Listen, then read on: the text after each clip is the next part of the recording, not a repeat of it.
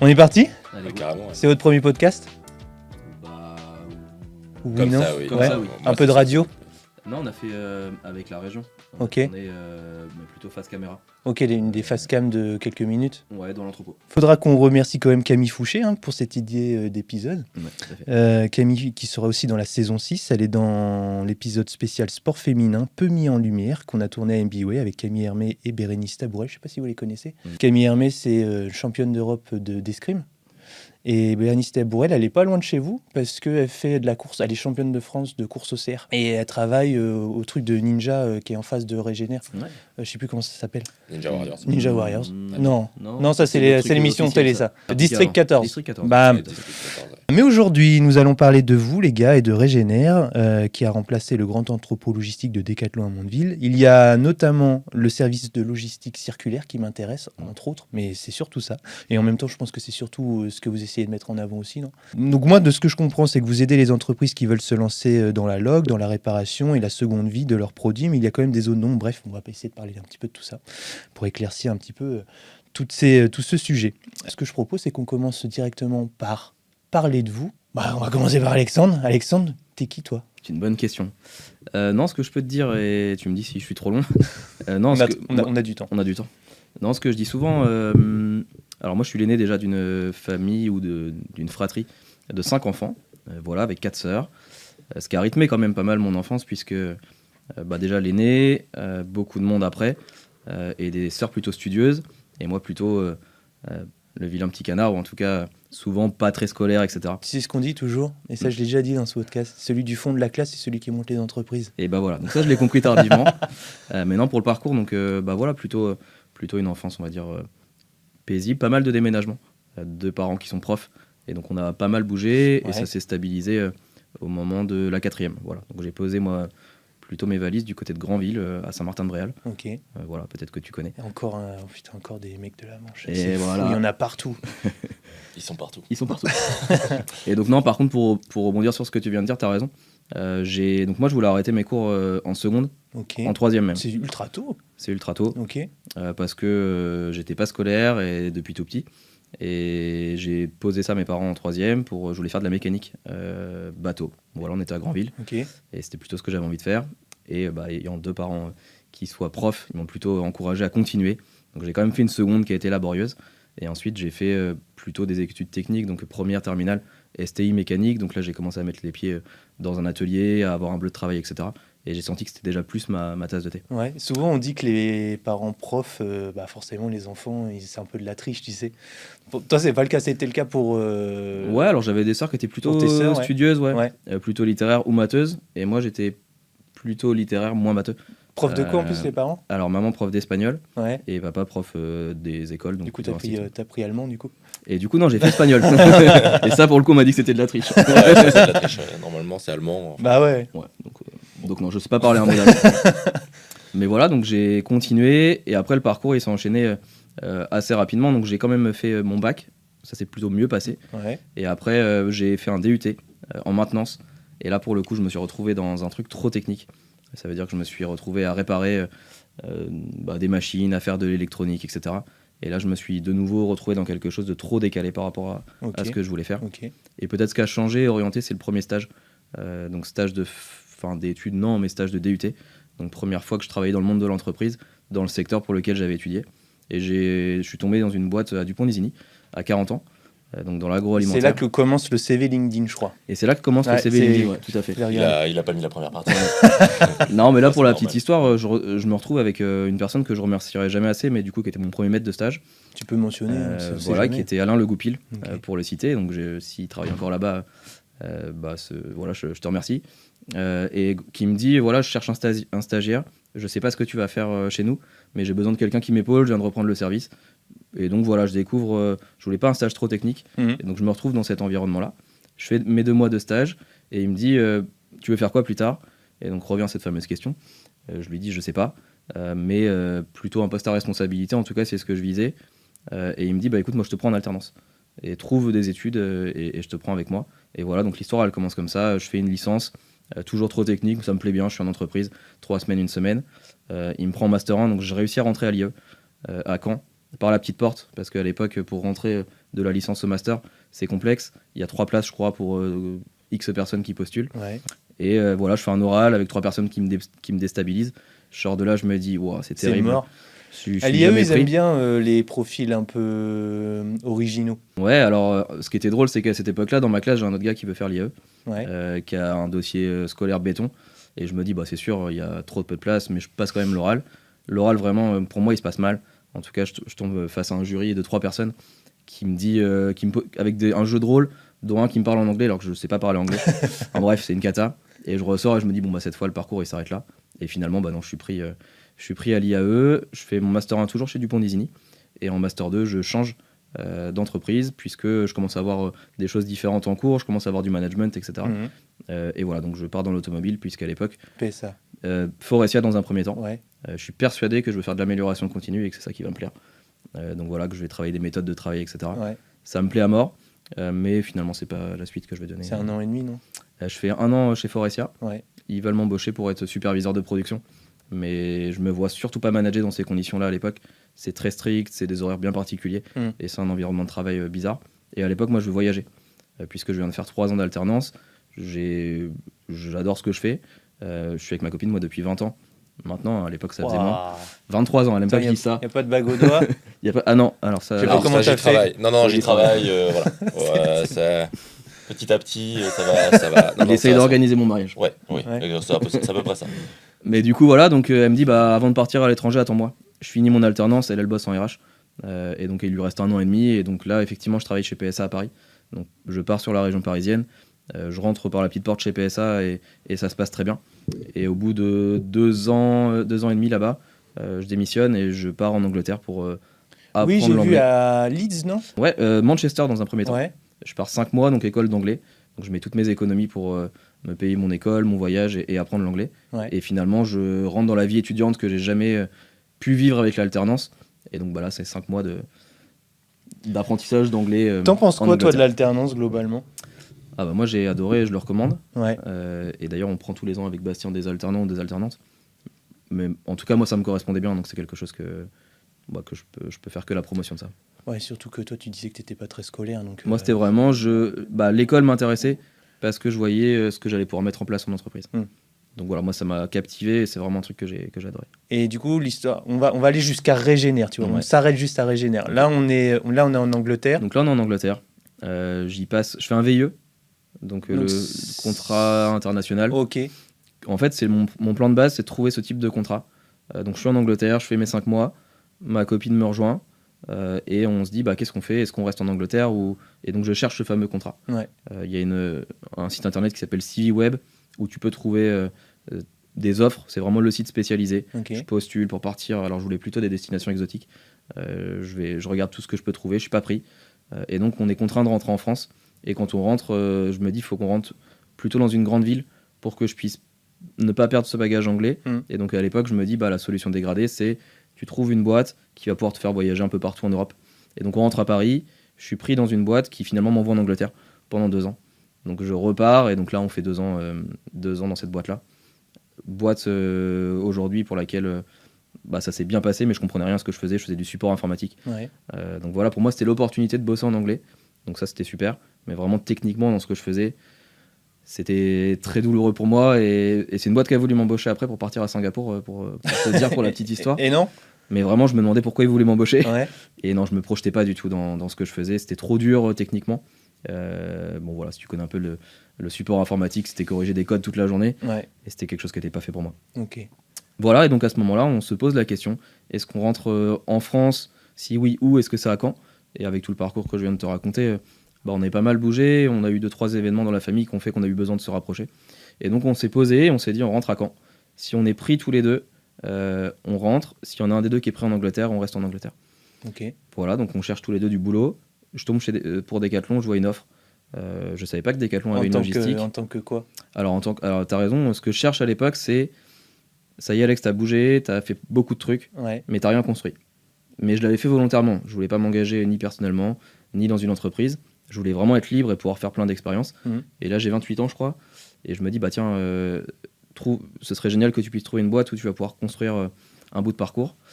Et donc je tombe sur cette offre Decathlon. Et à l'époque, je vois dans le texte, c'est pour devenir directeur d'un site logistique. En fait, ça veut dire que dès l'embauche, il te précise où tu vas aller, ce que tu peux atteindre. Et ça, je me dis, c'est cool. Donc quand je signe pour cette boîte-là, ou en tout cas quand je postule. Souvent, Decathlon, c'est pas quand même. Tu commences en bas de l'échelle et tu montes au fur et à mesure. Bah c'est ça, mais moi je connaissais Là, pas. directeur direct, quoi. Ah non, alors je suis rentré du coup responsable d'équipe, mais pour devenir, si tout se passait bien, en tout cas directeur de site. Et donc je me dis c'est parfait, c'est ce que j'ai besoin. Je visite le site, donc à Caen, et je sens humainement qu'il se passe quelque chose d'intéressant, où les gens me font la bise quand je fais le tour de site, alors que je suis en train de passer mon entretien. Je crois que je tombe le jour d'une collective équipe, donc le directeur de l'époque réunit son équipe, passe des informations, et je me dis ouais, ça a l'air vraiment bien. Et je me projette en fait, je me dis tiens, ça peut être la bonne étape de ma vie là, dont j'ai besoin à l'instant T, qui va structurer, qui va me projeter et où je vais pouvoir bosser. Et voilà, donc je suis pas pris dans un premier temps. Et je vois l'offre qui revient de manière assez régulière. Je repostule, entre-temps il y avait un changement de directeur de site et je suis pris. Et puis voilà, ça commence mon histoire chez Decat, donc j'y ai passé 10 ans. C'est-à-dire que madame aussi a trouvé en France. Et donc madame a trouvé en France, tout à fait. D'accord. Donc à l'époque dans l'Orne, donc on habite à Flers, non, à Falaise. Ouais. On habite à Falaise. Ouais, l'entre-deux. Voilà, donc on est entre les deux, donc j'ai 45 minutes moi de route pour venir. Et puis ça dure 2 ans, on est remuté à Paris avec Decathlon. C'est un truc de ouf comment tu bouges par contre. Donc donc super, on s'établit pour habiter là-bas parce qu'entre-temps on a un enfant, on a une fille. Et donc là ça nourrice, etc. On l'inscrit à l'école et on se dit on va se poser un petit peu ici, donc on va acheter en région parisienne. Ouais. Et finalement le jour où je fais une offre sur une maison, je suis réappelé pour prendre la direction du site de Caen. Et donc j'ai pas une réponse immédiate de oui c'est là que je veux venir, et pourtant Paris il y a des aspects que j'adore, il y en a d'autres que j'adore un peu moins. Et donc on se pose la question et finalement bingo, j'accepte Caen. Oui, parce qu'à Caen tout est bien quoi. Ouais, tout est bien, il y a la mer, il y a le logement qui est moins cher. Non, peut-être la crainte de l'époque, c'est de se dire je vais revenir sur un entrepôt sur lequel j'ai débuté. Et donc j'avais cette crainte de me dire j'étais leader d'une équipe à l'époque, là je reviens leader d'un entrepôt sur sa globalité. Est-ce que je vais être à la hauteur? Est-ce que, enfin voilà, c'est toutes ces questions-là qui se posent. Dans tout ce parcours, à aucun moment tu te poses la question de l'entrepreneuriat? Oh si. Si? Ouais, en fait depuis tout petit, mais là c'est mes parents qui me racontent aussi, de me dire t'allais vendre des fleurs, tu faisais des brocantes, tu faisais plein de choses qui faisaient que tu nous montrais ça. Avant de commencer tout le parcours et pendant mes études, à un moment donné, je crée une carte, je me marque créateur d'entreprise, je fais le salon de la franchise, enfin voilà, il y a eu toutes ces étapes-là. Mais en fait, à chaque fois, je me disais. Donc j'ai tenté quelques trucs en Angleterre, on avait créé une boîte aussi qui s'appelait Ends Up. En gros, je me rends compte que on est en Angleterre, moi je voulais trouver des Français facilement dans la ville où j'étais, et je me dis ce serait trop bien qu'il y ait une app qui existe, quand tu te connectes, tu puisses voir tous les gens qui sont autour de toi, par nationalité, peut-être ceux qui ont envie de te rencontrer, etc. Et donc bref, sur les 2 ans où je suis en Angleterre, on crée ça. Et puis après, je reviens en France, je rentre chez Decat, et on abandonne ce projet-là parce que les uns et les autres se dispersent. Et j'ai plus le temps et l'énergie de mettre dans cette boîte. Donc elle est rien devenue. Donc elle est rien devenue, on l'a tuée. Mais en tout cas, elle était créée, on avait fait le design et tout. Ouais. Mais pour répondre à ta question, je me suis toujours dit, c'est vraiment ça que j'ai envie de faire. Et donc quand je cherchais les offres, et ça je me rappelle toujours, je savais pas dans quoi chercher. J'ai pas une catégorie sur les sites d'emploi où je me dis c'est là que je veux bosser. Et ça me paraît vraiment bizarre à chaque fois. Je me dis, c'est quand même bizarre que tu n'arrives pas à te projeter, quoi. Ma femme, elle cherche en RH, c'est facile. Et donc voilà, donc j'ai eu plusieurs fois les envies, mais j'avais jamais eu l'idée ou la structure. Et donc à un moment donné, je me suis dit, laisse faire la vie, tu vas avoir une opportunité à un moment donné. Et donc c'est celle qu'on a eue avec Bastien là, suite à Decat, avec Régénère. Donc on va arriver tout doucement à Régénère. Et avant d'aller jusque-là, je propose qu'on passe à Bastien. Ouais. Bastien, qui es-tu? Présente-toi dans l'ordre chronologique, comme ça, pareil, comme il a fait. De la même manière. Ouais, la même Alors manière. moi, je fais partie d'une grande fratrie. Non, je rigole. Pas du tout. Moi, une enfance très heureuse. J'ai une sœur, et mes 2 parents, on a bougé un petit peu puisqu'on est parisiens à la base. On peut pas être parfait, je sais. De toute façon, c'est Manche ou Paris. Donc, Mais sur l'âge de mes 6-7 ans, on est arrivé sur Caen en fait. On est arrivé sur Caen. Papa, il a toujours travaillé assez loin. Il a toujours travaillé en Belgique, chez De Porter. C'est une marque qui fabrique des machines agricoles, qui les vend. C'est les machines vertes que vous voyez dans les champs, puisqu'on fait beaucoup de lin en Normandie. Donc voilà. Et puis maman dans la fonction publique. Et donc, moi, j'ai une enfance vraiment super classique. Par contre, je suis hyper actif. Donc, quand je suis plus jeune, je fais beaucoup de rugby. Et puis ensuite, je fais à peu près tous les sports, judo, tennis, badminton, jusqu'au volleyball. C'est quoi, c'est 8 licences par an ou c'est chaque année tu changes? Franchement, il y a des années où je devais avoir 3-4 licences de sports différents. Ouais. Mais en fait, ça a drivé mon quotidien. Quand j'ai commencé, c'est pour te donner un peu d'exemple, mais à 16 ans, je faisais 3 ou 4 entraînements par semaine. Ouais. Voilà, tous les soirs, maman elle venait me chercher, elle venait me chercher. Avec le volley en prio, quoi. Alors, mais tardivement finalement. Okay. Vers les 15-16 ans, j'ai commencé le volley. Voilà, et j'ai arrêté les autres pratiques en fait au fur et à mesure après, parce que c'est ça qui m'a plu. Et donc ma sœur, elle est très scientifique, et moi j'ai suivi son parcours de A à Z, sauf la langue. Moi j'ai fait allemand pour le coup. Okay. Je le regrette. Alors je le regrette pas parce que j'aime pas l'allemand, mais parce que vraiment je n'ai rien retenu. Ouais, pas grand chose moi non plus. 8 années de cours d'allemand, quoi. Wie geht's? Ich bin glücklich, weil die Sonne scheint, et puis terminé, quoi. Exactement. Alors même pas ça, hein. Moi je suis plutôt à Vovensdu, et tu vois, je vis de Bastien quand même. Mais donc, bon, ça c'était le début, quoi. Et elle a fait SPMAT, et moi j'ai fait SPMAT parce qu'elle a fait SPMAT. Ok. Donc je suis arrivé dans une classe en terminale où... Pas de personnalité, quoi. Non, ouais. En fait c'était physique, bio ou maths, et puis elle avait fait maths. En plus elle était vraiment très studieuse, donc elle avait des fiches de partout, et donc je sentais que je pouvais me faire aider là-dessus. Ouais. En fait en terminale j'ai fait SPMAT, et puis j'étais très scientifique, et en fait finalement je donnais des cours de maths à mes potes qui étaient en ES ou en L à l'époque. Alors ça ne doit plus exister maintenant, mais voilà, en ES et en L. Tu faisais payer? Non, et je faisais pas payer, mais ils ont tous le souvenir que je leur ai donné des cours de maths, ouais. tu vois. Voilà. Et puis après, donc moi je voulais faire STAPS, direct. Avec mes parents, on a rencontré des profs de sport, et c'est peut-être la même période que toi, mais c'était un concours difficile, 600 places, 10 000 candidats. À cette époque-là, c'était ça. On était 800 en STAPS, en L1. Et j'ai pas fait. Ils m'ont dit non, vraiment, t'auras pas de débouché, ne fais pas ça, quoi. Et donc j'ai fait physique, mécanique et mathématiques appliquées. Donc c'est l'amphi d'à côté, ça? C'est l'amphi qui est pas très loin, exactement. T'as pas été très loin. J'ai fait 2 ans de ça quand même, malgré tout. Tu vois, j'ai validé alors ça existait pas vraiment, mais un DUG, tu vois, de ce truc-là.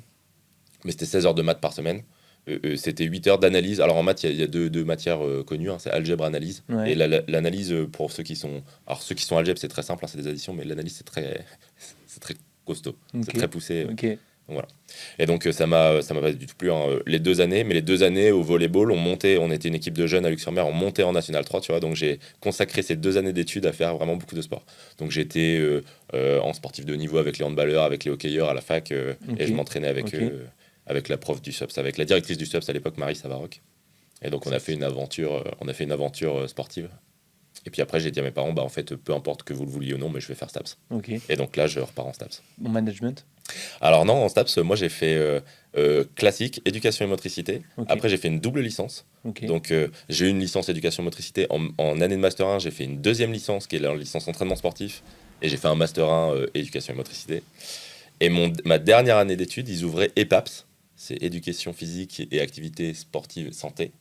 Ah oui, nous c'était pas comme ça. T'avais peut-être changé. Alors je sais pas de quelle année t'es. Mais voilà, moi c'est les années 2011, 2012. Bah, c'est après ça va. Et donc je fais ça. Je suis passionné en STAPS, hein, vraiment. Donc là les études se passent mais à merveille. Et donc voilà, donc j'apprends vraiment beaucoup de choses en STAPS. Et souvent on sous-estime ces études-là, mais toutes les théories de la motivation, toutes les théories de l'apprentissage, qui sont ultra précieuses en entreprise. En réalité, j'en parle très souvent.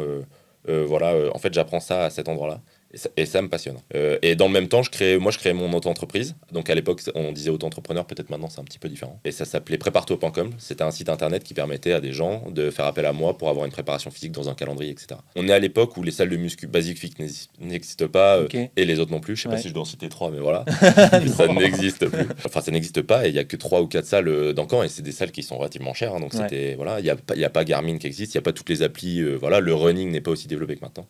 Et donc, je trouvais que c'était vachement intéressant de faire ça. Donc, j'ai conservé le nom, tu vois, c'est un truc que j'ai encore en background, mais j'ai conservé ce site-là. Et puis voilà, hein, donc je sors après de mes études de mon Master 2. Donc, je travaille pour la Ligue de volley, pour des clubs de volley en tant que préparateur, en tant qu'entraîneur de volley, pendant 2 ans. Et puis, je rencontre quelqu'un qui travaille chez Leroy Merlin, qui s'appelle Olivier, et qui me dit, tiens, on cherche des gars chez Leroy Merlin en logistique. Et moi, une de mes spécialités, c'est la réathlétisation. C'est la prévention, tu vois, c'est du renforcement. Et donc, il y avait beaucoup d'accidents de travail, et c'était l'époque où ça sortait. Donc, il y a des ergonomes qui travaillaient dans des grandes entreprises pour réduire les accidents de travail. Et je rentre dans l'objectif, je rentre à Leroy Merlin pour faire ça. À Leroy Merlin, qui est juste à côté de chez nous. Et donc là, je rencontre pas mal de choses. Je découvre le monde de la logistique. Et avec la RH de l'époque, elle me dit, ta compétence sur la préparation physique, le renforcement, la athlétisation et peut-être une partie d'ergonomie, c'est intéressant. Mais en réalité, il faut que tu découvres la logistique. Et je fais le même master qu'Alex à l'IAE. Donc elle me renvoie en études, mais j'ai 26 ans. Ouais. Elle me renvoie en études et je fais un master 2, management des opérations. Donc au final, tu as été recruté par Leroy Merlin avec une double casquette? Ouais, alors j'ai fait principalement une seule casquette, c'est de la logistique. Ouais, ok, d'accord. Mais moi, mon objectif, c'était Ok. bien de rentrer pour essayer de changer peut-être la partie comportement sur les accidents de travail, sur la préparation pour faire les tâches de logistique. Ok. Et puis donc je valide mon année à l'IE de Caen et à la sortie de validation de cette année, je postule immédiatement à Decathlon. Je viens donner mon CV main dans la main chez Ok. Decathlon. Donc pareil, en tant que quoi, responsable? Ouais, responsable département logistique, ça s'appelle comme ça le métier, mais c'est manager d'équipe. Ok. Je vais remplacer Alex. Donc Alex, lui, il va être muté à Paris. Et donc moi, j'arrive sur le quai. Il était manager des équipes du quai. Et donc j'arrive sur ces équipes-là. Et puis tout de suite, je suis migré sur une autre équipe. Ça, c'était quand, ça? Et pour moi, c'est 2018. Donc là, on est en 2018. Ok. Juste avant le Covid. Ouais, même un petit peu avant. J'allais dire 2016. Non, ouais, c'était plutôt que ça, je pense. Ah ouais, c'est peut-être 2016. 2017. C'est Moi, 2016. je suis parti en 2017, je crois. Ouais. Ok. Et moi, j'ai dû arriver mi-2016. Ok. Donc c'est pas 2018.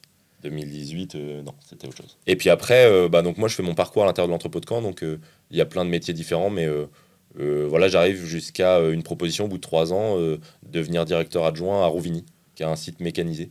Ok. Enfin, qui se mécanisait à l'époque. Ok. Donc c'était un site plus gros que celui de Caen. Celui de Caen, il fait 30 000 m², Rouvigny, il fait 76 000 m².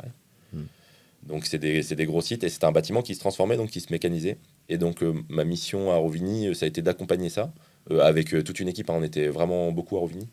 Et c'était de transformer les métiers, donc de passer de métiers qui étaient des métiers manuels, de logisticiens, à des métiers où il y avait une relation avec une machine, une relation avec une équipe maintenance importante. On ne parle etc. pas de suppression des emplois, on parle de transformation de l'emploi. Ouais, tout à fait. Ok. L'idée, en fait, de toute façon, à Rouvigny et chez Decathlon, ça n'a jamais été de supprimer des emplois, ça a été de transformer les pratiques pour pouvoir faire des choses différentes. Ouais. Et donc là, à Rouvigny, il n'y a pas eu de suppression d'emplois. Hein. Par contre, le capacitaire de l'entrepôt a monté en flèche, quoi, grâce à la mécanisation, notamment. Et donc ça a été ma mission. Et alors à Rouvigny, c'était une aventure incroyable, puisque j'ai pu jouer avec des gars au volley à un très bon niveau. Et donc voilà, j'étais un peu sparring partner, mais d'une équipe un peu fantastique, dans un village, tu vois, de 500 personnes, que des étrangers, mais vraiment super. Et du coup, quand il y avait match, c'était une fête, quoi, parce que c'était l'événement du week-end. Bon, je vais les citer, mais c'est Bélin. Mais Bélin, c'est vraiment un village. Enfin, vraiment, quand on monte dans le nord, c'est à côté de Valenciennes. C'est un tout petit village, mais c'était une équipe incroyable. Ouais. Et donc moi, c'était 3 ans d'aventure vraiment formidable, quoi. Okay. Sur le plan professionnel et sur le plan perso. Donc qu'est-ce qui fait que tu changes? Eh ben, en décembre 2021, donc on est vraiment à la fin de l'année 2021, Alex m'appelle et il me dit Bast, voilà, j'ai parlé avec Christophe, l'entrepôt, il a un destin incertain. Moi, j'ai besoin de quelqu'un pour m'accompagner sur l'écriture d'un projet qui donne une nouvelle vie à cet entrepôt. Et donc ça, c'est décembre, on est à Noël. Et donc je dis écoute, je rentre de toute façon dans ma famille pour Noël, je vais en parler un peu et puis je te donne une réponse. Et donc tout début janvier 2022, je lui dis mais en fait je suis cette personne-là, c'est ok pour moi. Ok. Et donc avec notre leader de l'époque. Aussi simple que ça, quoi. Ouais. Ouais, c'est à peu près ça. En vrai, ouais. Bon, non, motivé pour retravailler avec Alex. Parce que vous, au final, vous connaissiez que de Decat. Ouais, mais sans trop se connaître du coup. Enfin, en fait, Bast, comme il disait, m'a remplacé. Donc je l'ai formé sur ses premiers mois. Ouais. Et ce qu'il dit pas, c'est qu'il faisait des fichiers Excel plutôt que d'écouter ce que j'étais en train de lui dire. Non, donc voilà, blague à part. C'est toujours le cas, pour ça. Ouais. Et donc, non, on a bossé 3 mois ensemble. Ouais. Et après, je suis parti, mais chez Decat, tu sais, on se croise quand même assez régulièrement. Donc voilà, on avait suivi nos parcours. Donc on prenait des nouvelles régulièrement. Et effectivement, je savais que Bast voulait devenir patron de site, que c'était un de ses projets. Et comme il disait, il y a eu besoin dans le projet de trouver un profil bien spécifique là, pour accompagner notamment le projet du site de Caen. Et ça s'est fait aussi simple que ça. Entretien annuel avec notre leader de l'époque. Proposition de ce plan de jeu-là. Et puis la réponse à la fin de l'entretien, c'est passer un petit coup de fil à Bast. Et si jamais c'est un projet qui résonne pour lui, go, après on fait bouger... on fait les mobilités pour que ça puisse se réaliser. Le concept de Régénère, il était défini dès le début? Non, pas du tout. C'était quoi la base? En fait, on décide, quand j'arrive en 2022, du coup, de commencer à faire un bench de ce qui existe. Donc, on va rencontrer les boîtes du coin. Alors, je fais un tout petit lien tout de suite, mais c'est comme ça qu'on rencontre Mathieu de Supply Web. En fait, on fait appel à toutes les boîtes qui sont autour de nous. Et puis après, avec Alex, on a des gens qui nous accompagnent, qui nous disent tiens, ça serait bien que vous alliez voir là. Nous, on décide de nous-mêmes d'aller faire des formations, d'aller faire des journées où on découvre, en fait. Et là, on découvre pendant 6 mois, on découvre des trucs auxquels on est sensibilisé parce qu'on entend beaucoup, mais auxquels on n'est pas formé, tu vois. Et en fait, au fur et à mesure, on se forme à ces trucs-là. Comme Tout ce qui est limite planétaire, tout ce qui est ce qui va nous arriver. On rencontre le GIEC, on rencontre l'ADEME. Donc on rencontre des personnes qui nous éduquent, qui nous éclairent sur attention les gars, voilà ce qu'on projette là, ce qui arrive devant vous, c'est ça qui arrive d'un point de vue enjeu social, enjeux environnementaux. Et donc ils nous éduquent à ça. Et nous, alors il y a des trucs qu'on prend un peu de plein front. On n'était pas éduqués du tout à ça. Dans nos études à cette époque-là, on parlait pas du tout de limite planétaire, etc. Les cornucopiens. On était loin, ouais, exactement. Donc en fait on était mis face à ça et on découvre. Alors moi le chiffre qui me fait découvrir ou qui nous fait basculer, c'est que chez Decat, ce qui pollue le plus, c'est la production, donc l'extraction des matières premières et leur transformation, 80%. Et donc là, on rencontre des gens qui nous éduquent à... en fait, on peut utiliser le matériel différemment. Il y a du matériel qu'on pourrait mettre à dispo de manière différente que de la vente. Et là, on commence à rédiger un projet qui est plus complexe. Ok, non, mais de base, là, quand vous lancez Régénère, j'imagine qu'il y avait peut-être qu'un service. C'était cette idée de logistique circulaire. Ouais, alors du coup, Régénère est né d'un projet qu'on avait porté en interne pour Decat à la base. Ok. Ça veut dire que dans la transformation du bâtiment, et c'est peut-être ça qu'on t'a pas dit, moi, quand je récupère le site en 2019, j'apprends dans les semaines qui suivent qu'il y aura un plan de transformation de la logistique en Europe chez Decat. Et que l'entrepôt de Caen aujourd'hui son devenir il n'était pas spécifié et donc globalement dans ma tête ça fait tilt sur deux choses. Alors ils font pareil avec le CHU, tu veux faire quelque chose avec le CHU? Alors on s'attaquera au CHU après. Non mais du coup à cette époque là en fait c'est tu prends un site, ils n'avaient pas l'intention de le vendre, ils avaient l'intention de le transformer en quelque chose. Ouais, alors oui bien sûr, en tout cas ce qu'on nous dit à l'époque c'est ce que je viens de clarifier, c'est attends, spécifique ça veut dire quoi? Ça veut dire qu'on ferme un bâtiment, donc ça veut dire qu'attends là je viens de bouger à Caen pour devoir gérer une fermeture de site, et c'est surtout pas ce que j'ai envie de faire en fait. C'est vraiment à l'opposé. Pas le même délire. Bah ouais. Puis moi c'est à l'opposé de mes valeurs en fait intrinsèques. Je viens enfin de prendre mon poste de directeur de site. C'est surtout pas pour faire ça. Ta femme est RH. Ma femme est RH en plus. Et donc bref, et donc t'as raison. On prend Covid juste après. Donc là en fait on arrête un peu de parler de transformation parce qu'on se concentre à ouvrir, fermer le bâtiment, faire du e-commerce. Et sorti du Covid, moi je repose la question à mon leader de l'époque. Je lui dis voilà. Est-ce que l'avenir du bâtiment, c'est qu'on se sépare de ce site-là? Si c'est le cas, je suis pas la bonne personne. Ou est-ce que c'est qu'on le transforme? Et si c'est le cas, je suis la bonne personne. Pour le coup, là, ça me motivait. À ce moment-là, tu avais déjà une idée? Et non, et du coup, c'est là que on raccroche plutôt avec Bast, qui me rejoint, qu'on écrit cette vision-là, qu'on présente chez Decat, et qui deviendra Régénère finalement après plein d'étapes. Ok, donc vous présentez déjà Régénère à ce moment-là? Non. Alors ça s'appelle pas Régénère du coup. Ok. Mais en fait, on dit à Decat, voilà, nous, la valeur ajoutée de cet entrepôt, qui est marqué spécifique et dont on ne connaissait pas le projet, c'est de devenir le premier centre circulaire en Europe pour Decathlon. Ok. Donc en fait, ce qu'on dit, c'est que nous, on va centraliser ces activités-là et on va faire ça pour Decathlon. Alors un centre circulaire, est-ce que ça veut dire Normandie? Non. À l'époque, on se disait que la seule manière d'apprendre les compétences qu'il faut pour faire de la circularité, c'était de massifier. Donc en fait, on disait non, localement, on va faire des choses évidemment, mais on va faire des choses aussi au niveau national, même plus loin que ça. Oui, parce que maintenant qu'ils parlent anglais. Il faut utiliser email. Et donc voilà. Donc non, en fait, il y avait plusieurs possibilités. Mais pour apprendre les compétences de la circularité, il y a des trucs qu'il faut faire et il faut avoir quand même un peu de fond, quoi. Oui, donc d'où le côté formation, etc. que vous mettez en place aussi. Exactement. Ok.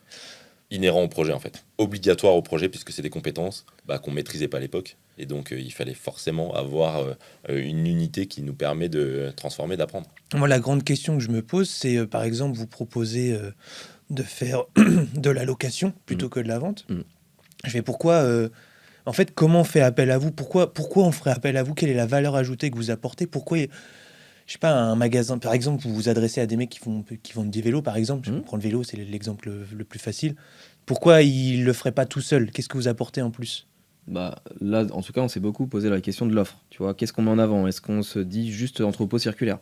Aujourd'hui, c'est un terme qui est pas encore très connu. Alors, c'est drôle parce que dans les gens avec qui on discute, il y a des gens qui viennent que pour ça. Qui disent, moi j'ai vu que vous faisiez de la logistique circulaire, c'est pour ça que je viens. Okay. Aujourd'hui, le bâtiment, il fait 33 000 m², il est grand. Et donc, pour répondre à ta question, nous, l'offre qu'on propose aux clients qui nous rejoignent aujourd'hui, c'est, on va très bien faire votre logistique. Donc ça, vous posez pas la question, c'est ce qu'on sait faire depuis 20 ans, on va le faire très bien. Et à côté de ça, on va vous proposer, sous le même bâtiment, de vous accompagner à développer une partie de votre offre sur de l'économie circulaire. Souvent, mais ça veut dire quoi l'économie circulaire? Comment j'y vais? Par quoi je commence? Et donc nous, c'est ça qu'on propose, c'est de dire on va vous accompagner pas à pas Et on va avoir les outils, on va avoir les compétences. Donc c'est les outils surtout qui font la différence. Ouais, il y a pas mal de choses différentes. C'est vraiment spécifique en fait. Ouais, complètement. Et chaque client est différent. Alors, ce que je peux dire pour répondre aussi sur la deuxième partie de la question, c'est qu'on a des clients qui sont e-commerçants, donc eux n'ont pas de magasin physique. Hein. Ok, oui, j'avais pas vu ce côté-là, forcément. Donc, les clients e-commerçants, eux, au cœur des flux, comme quoi ça l'intéresse. On parlait tout à l'heure de DJI, tu vois, par exemple, qui est un client e-commerçant. Alors, ils ont peut-être quelques boutiques, mais la majeure partie de leur commerce, ils le font sur l'e-commerce. Alors, je pourrais en citer d'autres, mais on a des clients au sein de nos murs qui font vraiment que du e-commerce. Et on a des clients qui font du commerce aussi magasin, hein, tu vois, Decathlon, par exemple. Et donc, c'est des besoins qui sont différents. Et tu as raison, en fait, en magasin, en fait, on va pas venir substituer ce qui pourrait être fait en magasin. D'ailleurs, en magasin, c'est déjà fait. Hein. On vient renforcer, en fait, cette idée-là. Je te donne un exemple avec Decathlon, comme ça sera parlant. Decathlon peut racheter ton vélo. Donc, si tu ramènes ton vélo chez Decathlon, dans le magasin à Mondeville, ils vont pouvoir te le racheter et puis ils vont le remettre en rayon tout de suite et le revendre. Ils auraient la capacité de vraiment racheter beaucoup de vélos parce qu'il y a beaucoup de gens qui y viennent pour... La difficulté, c'est d'avoir tous ces vélos-là en rayon qui vont venir prendre de la place sur les vélos neufs, tu vois. Ok. Nous, ce qu'on propose, c'est si vous voulez racheter des vélos, il n'y a pas de problème. Nous, on a un entrepôt qui fait 30 000 m², on peut venir les stocker. Vous les gardez et quand vous en avez besoin, vous les reprenez. Exactement. Okay. Et potentiellement, on les met en ligne si vous avez envie. Ouais. Comme ça, ils peuvent être distribués dans les magasins. Sur quoi ? Et ben, ça peut être n'importe quelle plateforme que Decathlon aurait choisi. Alors, Decathlon Seconde Vie, par exemple, parce que eux ont leur site. Mais si c'est un e-commerçant qui n'a pas un site de Seconde Vie, on l'accompagne dans son projet. Soit il décide de développer une page Seconde Vie sur son site et on l'accompagne de A à Z. Soit il décide finalement de se dire je vais le vendre sur les plateformes classiques, Le Bon Coin. Vous faites de la création de plateformes ? Alors nous on accompagne surtout sur le back-office, mais on peut accompagner également sur le front. Ok. Tu vois, mais on accompagne surtout sur le back, c'est-à-dire comment ça c'est on un va peu moins mis ça. en avant sur votre site pour le coup. C'est quand il y a le premier contact. Okay. En fait, je pense que là il faut prendre du recul par rapport au groupe quoi en fait. En fait l'offre elle peut tellement être complexe et spécifique à chaque client que ce qu'on voulait déjà mettre en avant sur le site c'était on vous permet de faire ça, mais effectivement, au fur et à mesure des clients qu'on va rentrer, on va apprendre des choses. Et donc je pense qu'on va venir spécifier et se dire, tiens, en fait, les clients, c'est souvent ça qu'ils viennent chercher. Et on va le mettre en lumière. Donc s'il y a du DJI, il n'y a pas que du sport au final. Ça peut être n'importe quoi. Ouais, alors pareil, ça, on s'est beaucoup posé la question. Parce que sur le site, on ne le voit pas trop et en même temps, vous mettez en avant... voilà, par exemple, il y a une tente, je crois, il y a un vélo, tu vois, des trucs qui rappellent toujours Decathlon au final un petit peu, mais du coup, côté sportif. Mais ça peut être tout et n'importe quoi. Ça peut être, je peux arriver avec ma tablette. On s'est posé pas mal de questions. Aujourd'hui, ce qu'on voit, c'est qu'il y a des verticales claires qui se montent. T'as des boîtes comme Underdog qui font que de la machine à laver. Parce qu'en fait... Underdog ? Ouais. La machine à laver ? Ouais, ils font que de la machine à laver. Eux, je connais pas. Eux, ils gèrent ça, par exemple. Okay. T'en as d'autres qui vont faire que du téléphone, tu vois. T'en connais quelques-uns. Ouais. Pourquoi ? Parce qu'à un moment donné, quand tu industrialises ton process, il faut quand même que plus tu traites tout le temps le même produit, plus tu es efficace, plus tu as les compétences qui tournent. Nous, t'as raison, avec un historique sportif, et c'est ce qui nous plaît aussi intrinsèquement. Ouais. Les gens qui ont été recrutés dans notre bâtiment aujourd'hui, donc on est une centaine, ont été recrutés parce que c'est des sportifs. Donc ce qui fait vibrer les gens, c'est ça. Maintenant, on ne se ferme pas à d'autres verticales, mais on a la sensation que déjà sur ce marché-là, on va pouvoir accompagner pas mal d'acteurs. Ok. Mais t'as raison, peut-être qu'on livrera on va gérer d'autres types de clients demain. L'autre verticale qu'on pourrait dire, c'est que donc là on parle de matériel, mais en fait c'est des compétences qui sont cross, tu vois. Pour réparer, il y a besoin d'avoir la compétence mécanique. Pour du petit matériel, c'est peut-être de l'électronique. Pour du matériel souple, c'est de la couture, tu vois. Et en fait, quand tu es bon en mécanique, tu peux monter un vélo, mais tu peux monter une trottinette, mais tu peux monter une mini-moto, mais tu peux monter peut-être d'autres trucs. Tu vois, peut-être même jusqu'à la machine à laver, tu vois. Et en électronique... C'est toujours les mêmes bases, et après, c'est des détails. Et c'est là-dessus que tu te formes. Et eux, ils se forment... comment ça se passe, cette partie formation ? Parce que tu as beau dire, si tu fais un vélo, tu peux peut-être faire une trottinette. Il y a forcément des petits détails. Est-ce qu'il y a une partie de formation autonome ? Je sais pas, vous avez des outils ? Est-ce que vous faites intervenir du monde ? Comment ça se passe ? Ouais, ça dépend des process. Nos clients nous accompagnent beaucoup. Voilà, c'est ce que j'allais dire. Ouais. Quand, par exemple, là, dans le matériel sportif, on fait de la réparation, par exemple, pour Jolt. Eux, ils nous accompagnent énormément. Jolt, c'est les trottinettes ? Alors, Jolt, ils font les pistolets de massage, les jambières de compression. Ah oui, exact. Je me lance. C'est peut-être Bolt, alors. Je sais plus. Ouais. Tout à fait. Jolt, oui, avec le pistolet à boule, là, le machin. Exactement. Exact. Donc eux, ils nous accompagnent, tu vois, et c'est eux qui nous forment, en fait. Ils nous disent, voilà comment on monte ça, voilà comment vous pourriez réparer ça. Et puis nous, après, on fait. Donc on teste, on a des phases d'expérimentation. Ensuite, on filme, on fait des plans de formation pour que les autres puissent faire et pour que ça puisse se distribuer dans l'entrepôt. Et puis après, sinon, on a l'école après. Donc là, l'école, on a des professeurs au sein de nos murs qui aident des alternants à apprendre comment réparer un vélo. Alors aujourd'hui, c'est principalement... Il y a de la certification derrière tout ça. C'est quoi ? C'est du... ETVMS, c'est un équivalent... c'est un équivalent CQP. Ok. Aujourd'hui, on est. Alors, on l'était pour Decathlon, on s'était fait certifier sur le bâtiment à être Calliope et CFA. Calliope, ouais. Ok, putain. Et donc là, on le refait pour Regener. C'est quand même des démarches assez lourdes, mais qui nous permettent effectivement de pouvoir certifier après sur des compétences. Ok. Et donc, ça, si tu as vu sur le site aujourd'hui, c'est un gage de qualité pour des clients qui viendraient mettre des opérations chez nous, de dire effectivement, on n'a peut-être pas cette compétence-là de base. Par contre, si ça devient un flux régulier qui en a besoin, on sera en capacité de former, voire d'aller jusqu'à la certification de certaines de nos équipes. Et donc, forcément, pour le collab, c'est génial. C'est-à-dire que dans la même boîte, tu es certifié sur différentes compétences et ça te donne un gage de qualité aussi côté client. Ok. Et peut-être ce qu'on peut dire, c'est peut-être le dernier truc, c'est que en fait, on va pas savoir tout faire. C'est sûr, en fait. À court terme, là, pour vous avez déjà refusé? Il y a déjà des choses où en disant c'est trop tôt Ouais. Il y a des sujets sur lesquels on va pas tout de suite parce qu'en fait on saura pas faire tout de suite. On sait par contre que dans notre écosystème il y a des entreprises qui savent le faire. Ouais. Donc c'est pas toujours du refus ou si des fois c'est juste contourner, c'est-à-dire écoutez, nous on peut prendre votre demande et on peut trouver des personnes localement qui vont nous aider à le faire. Ok. Voilà. Il y a des produits en particulier? Ouais, alors tout ce qui est souple aujourd'hui, tout ce qui est autour de la couture, on est en train d'appréhender cette compétence-là. On a un plan de jeu pour pouvoir l'acquérir. Mais pour l'instant, c'est quelque chose qu'on préfère externaliser ou qu'on préfère internaliser, donc faire dans nos murs, mais par d'autres. Ok. Ouais. Combien de collaborateurs aujourd'hui? On bascule. Alors, quand on fait le switch Decathlon Regener, il y a 71 CDI qui signent avec nous. Ok. Donc, plutôt intéressant aussi, parce que nous, c'est une phase, si tu veux, avant qu'on bascule, ce qu'on veut s'assurer, c'est que c'est quand même quelque chose de spécifique, de récupérer un bâtiment d'une enseigne comme Decathlon, avec une culture forte. Nous, ce qu'on veut à l'époque, c'est vraiment de checker que la bascule, elle se fasse avec des gens qui vont s'engager dans ce qu'on fait. Ouais. On sait que ça va être un projet costaud, qu'il faut de l'énergie, et nous, ce qui nous fait vraiment, et je le dis de manière sincère, lever tous les matins, c'est d'avoir des équipes qui soient au taquet, en fait. Ça nous plaît, et donc on voulait venir checker ça. Donc on bascule avec 71 CDI, et une trentaine, 30-35 CDD, intérim, etc., qui travaillent à l'époque sur le bâtiment. Ok. Il y a une stratégie dans le recrutement. Qu'est-ce que vous regardez? Comment ça se passe ce process de recrutement? Il y a des piliers en fait, mais Alex, tu vas pouvoir les détailler. Mais il y a 4 piliers en fait qui nous tiennent, qui sont issus des valeurs de chez Decathlon. Donc toutes ces personnes-là ont été recrutées de la même manière, c'est-à-dire avec la même méthode. Ouais. Ce qui nous permet derrière de garantir que l'ambiance, que l'état d'esprit, le mindset, il est bon dans l'organisation. Garder ce que tu as eu quand tu es arrivé, quoi. Exactement. Ouais. Alors c'est intéressant, ces valeurs-là, nous on est en train de les retransmettre chez Regener.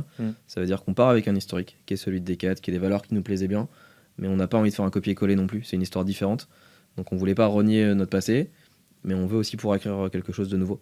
Okay. Donc là on est dans ce travail de création de nos valeurs. D'ailleurs elles sont écrites, on peut pas encore te les partager parce qu'on les a pas encore présentées au collab. On a fait un travail remontant lors de notre lancement d'année, on est venu sonder un peu les équipes sur finalement qu'est-ce qu'ils avaient envie de revivre dans cette aventure-là, de par le passé, de par peut-être des valeurs qui seraient précieuses pour le futur et des choses qu'ils aiment dans le collectif actuel. Okay. Et donc ça c'est venu, on est venu garder vraiment ça et on a envie, souvent on se le dit, des valeurs ça peut être écrit sur un mur et ça sert pas à grand chose ou c'est un peu bateau. Donc pour répondre à ta question, nous on a envie que dès le recrutement, on vienne checker en fait que ces 4 valeurs-là, on en a retenu 4, soit vécues dans l'entreprise. Et c'est ça, comment on fait pour les appliquer? Alors ça c'est une question de fou ça. Oui et non, en fait t'as raison, dès le recrutement déjà, si tu fais ce pré-filtre-là, tu vas travailler avec des gens qui correspondent à ce que tu as envie de véhiculer dans l'entreprise. Ouais. Maintenant, tu as raison, il y a aussi un historique, donc il y a des gens peut-être aujourd'hui, alors normalement non, mais qui n'auront pas ces valeurs-là, qui ne vont pas s'y retrouver. Normalement, ce ne sera pas le cas. Et ensuite, l'idée, c'est de voir comment, dans ton schéma managérial, c'est des choses que tu viens accompagner, développer, appuyer. Donc là, le travail qui nous reste à faire, on a défini les 4 valeurs, on va venir essayer de matérialiser, donc là plutôt avec les équipes, c'est quoi les comportements qu'on a envie de retrouver, c'est quoi les choses qu'on veut voir dans l'organisation en lien avec ces 4 valeurs-là. Et ça, après, dans ton coaching d'équipe, notamment ton coaching individuel, c'est de laisser la possibilité à chacun de venir dire tiens, là-dessus, moi, je me sens pas aujourd'hui très, très haut niveau, par contre, j'aimerais vraiment progresser là-dessus. Ok, pas de souci, voilà ce qu'on peut te proposer cette année pour bosser et aller vers ça. Okay. De par des rôles, des missions, des tâches, en fait, on peut imaginer des plans de développement qui font progresser.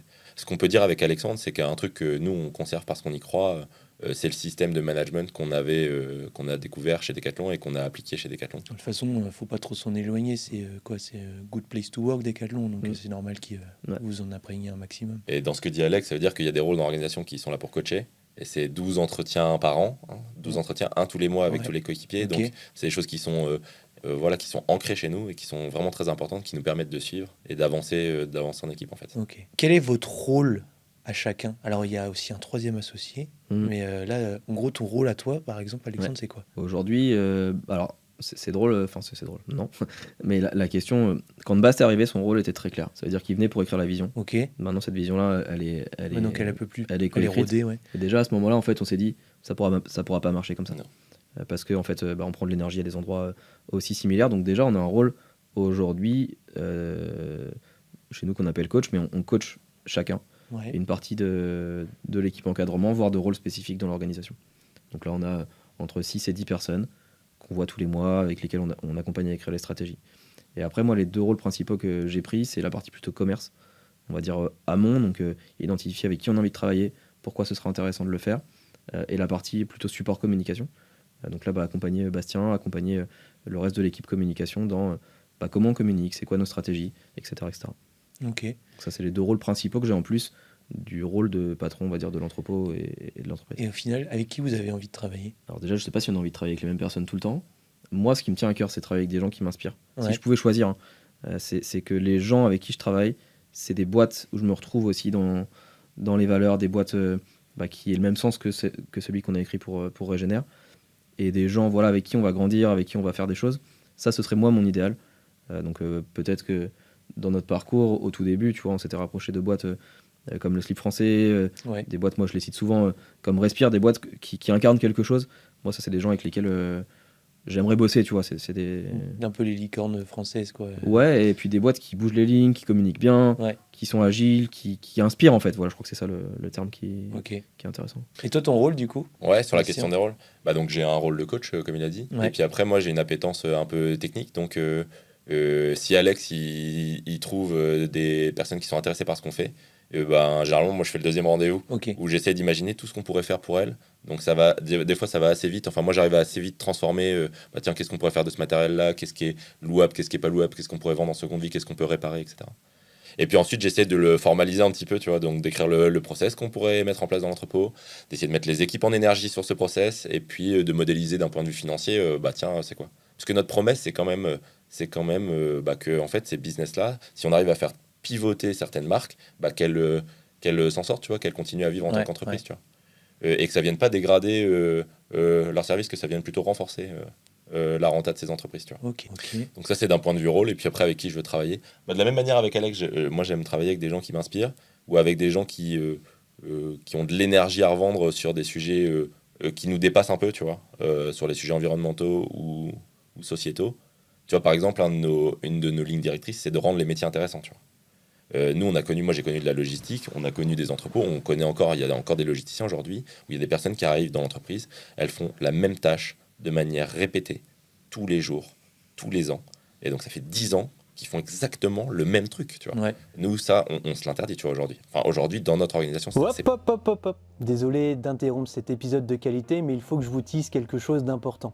Vous avez probablement remarqué que le podcast devient le média authentique pour développer une stratégie de marque. Et si vous voulez vous y mettre vous aussi, mais que vous vous posez encore des questions, il se peut que j'ai bientôt la solution pour vous. Femacom développe sa propre formation en podcast afin que vous puissiez faire entendre votre voix, votre expertise, votre marque, votre passion, et tout cela à travers 10 modules. De l'aboutissement d'une idée à la promotion, la parution sur les différentes plateformes, en passant par le matériel nécessaire, voire même les étapes de post-production, tout vous sera dévoilé, et tout ça basé sur l'expérience de qu'entrepreneur. En un an, ce podcast local a rapporté 15 000 € de chiffre d'affaires à l'agence Femacom. Je pense fondamentalement qu'il y a de l'avenir dans les podcasts locaux et que vous pouvez faire la même chose. Si jamais vous êtes intéressé par cette formation, n'hésitez pas à nous contacter sur nos réseaux sociaux ou par mail à contact@qu'entrepreneur.fr pour faire partie des premiers contactés. C'est tout pour moi, je vous laisse tranquille avec la suite de votre épisode. C'est plus possible. Parce qu'on part du principe qu'effectivement une tâche répétitive forcément n'est pas motivante, mais ça se trouve il y en a, enfin j'en sais rien, moi je me rends pas compte, mais ça se trouve il y en a, ça leur pose pas de problème. Ouais. Alors ça, on pourrait se le dire. Et en fait, ma croyance profonde, c'est que c'est qu'ils s'en rendent pas compte. Exactement. Ouais. Donc en fait, oui. Alors après, quand on est passionné de quelque chose, ça, je peux l'entendre. Hein. Mais alors, si on est passionné de quelque chose, on va répéter la tâche, on va trouver des solutions et on va se plaire dans l'amélioration continue de cette tâche. Et donc, finalement, on aura quand même d'autres trucs à faire que la tâche en tant que telle. Donc ça, c'est ce que je voulais dire, c'est qu'il y a des gens qui nous inspirent là-dessus, c'est-à-dire qui nous donnent des pistes, qui nous donnent des voies pour que les métiers qu'on propose soient intéressants. Okay. Et après, moi, je suis quand même intéressé pour travailler avec les marques qui ne sont pas encore éduquées à la circularité, qui ne sont pas éduquées à ça. Parce que je pense que si on veut avoir une petite action sur l'environnement et sur la société, il faut aussi qu'on arrive à faire pivoter ces marques. Donc là, il y a un gros marché parce que je pense qu'il y en a beaucoup qui n'ont pas fait ce pivot. Ouais. Il y a de la concurrence sur ce que vous faites là de plus en plus, vous allez me dire, mais... Ouais, ce qu'on observe, il y a plusieurs types d'acteurs. Il y a beaucoup d'acteurs aujourd'hui de tech donc qui développent les solutions informatiques parce que c'est effectivement des outils informatiques différents. Ça devient un produit unique. Il faut suivre sa carte d'identité, etc. Donc, et ces acteurs-là, souvent, ont pris quelques mètres carrés et ou travaillent avec des partenaires logistiques, mais des entreprises qui ont tout intégré, qui peuvent gérer aussi bien du neuf que de l'occasion, etc. Aujourd'hui, pas identifiés en tout cas. Pas identifiés en tant que tel, ou pas sur cette superficie. Et où c'est des logisticiens classiques ou des clients actuels leur demandent de venir, tiens, on aimerait tester une œuvre de location. Est-ce que tu peux nous aider à faire ? Mais pas en mode proactif et dans la raison d'être du bâtiment. Votre troisième associé ? Mathieu. Ouais. Qu'est-ce qu'il fait ? Mathieu, lui, un parcours bien spécifique. Il a aidé pendant les années où il était un peu plus jeune à monter des entreprises, donc à monter des pépinières, à monter des entreprises. Il a fait ça. Il était à Normandie Incubation ? Alors ça, c'est une bonne question. Je pense qu'il faudra regarder pareil son à monter les entreprises. Sur LinkedIn. Moi, je vais faire puisque on connaît bien son parcours, en tout cas dans ce qu'il a fait. Tu vois. Il l'a fait d'ailleurs pas qu'en France. Il est parti aux États-Unis. Il l'a fait également là-bas. Et il a eu l'envie de monter une entreprise. Il ne connaissait pas grand-chose à la logistique, quasiment rien. Et alors, pour la petite histoire, il a récupéré l'ancien bâtiment de Decathlon quand il a monté son entreprise, donc SupplyWeb. Il a récupéré l'ancien bâtiment de Decathlon qui était de l'autre côté de la route. Oui, d'accord. Ah oui, donc c'est le Mathieu de la SupplyWeb. J'avais pas du tout fait le lien. Et donc, il a monté cette entreprise en récupérant l'ERA, qui est l'entrepôt de Decathlon. Et puis, cette entreprise, elle a eu une croissance importante pendant les 10 dernières années. Maintenant, l'entreprise, elle a un tout petit peu plus de 10 ans. Et voilà, et aujourd'hui, maintenant, il a un groupe. Donc en fait, Regener est une filiale de ce groupe. Il a un groupe qui s'appelle Supply Hub. Et il y a différentes filières qui adressent différentes spécificités. Mais avec un point commun, c'est qu'on adresse de la logistique. Et par contre, on a des spécificités à l'intérieur des murs de chacun des entrepôts qui sont différentes.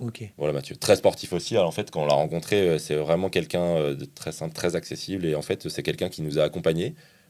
Au début, nous, dans le projet interne, chez Decathlon, on souhaitait que cette personne-là sous-loue des cellules parce qu'on n'allait pas occuper tout de suite 30 000 mètres carrés. Et en fait, il a été tout de suite intéressé par le projet, par l'école, par les compétences, parce qu'il faisait notre différence en fait via la circularité. Et le jour où ça s'est posé et qu'on a pu reprendre l'entrepôt, en fait, c'était la personne tout indiquée en fait. Il avait du savoir, de la connaissance, de l'expérience dans le montage d'entreprise. Il avait fait lui-même. C'est quelqu'un qui charbonne beaucoup et donc il nous a accompagnés. Et puis aujourd'hui, en fait, on a un trio qui... Lui, c'est une logistique... est-ce que c'est une logistique ultra automatisée, un peu à la Amazon ? En tout cas, ce qui spécifie, c'est qu'il a une logistique très personnalisée. Quand il a voulu se démarquer quand il a monté sa boîte, il nous le dit souvent, il se rendait compte que les acteurs sur le marché savaient tout, voulaient pas spécialement se remettre en question. Et que lui, ce qui a drivé la construction de son entreprise depuis le début, c'est écouter les besoins des clients. Et donc, il a mis en place tout un système de logistique très ultra personnalisé, jusqu'au packaging personnalisé, parfois du parfum dans les colis. Enfin, voilà, des choses qui ont été loin dans on va savoir faire. Et donc, l'expérience client au max. Exactement. Et donc, tu as raison.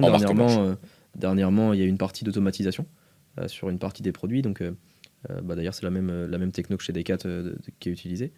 Et plutôt pour emballer les produits aussi, notamment sur mesure, pas perdre de vide, ou en tout cas optimiser le vide dans ce qui est demandé de toute façon dans les lois européennes, peut-être, c'est peut-être pas à l'échelle de l'Europe. Ouais, alors c'est pas partout, mais ça te fait clairement gagner, ça te permet vraiment de te mettre ton packaging sur mesure par rapport au produit, donc ça c'est chouette. Et il le fait en avance de phase, c'est-à-dire que c'est pas le besoin client alors c'est le besoin client qui va driver ça, mais c'est pas un client qui dit tiens, moi j'ai besoin de ça. Lui, ce qu'il fait, c'est qu'il investit dans des solutions qui va pouvoir bénéficier à tous ses clients qui ne pourraient pas se la payer d'ailleurs seuls. Donc il mutualise des solutions. Mais c'est super intéressant en fait et ça apporte une corde qui est vraiment différente d'un logisticien plus classique, tu vois, e-commerçant.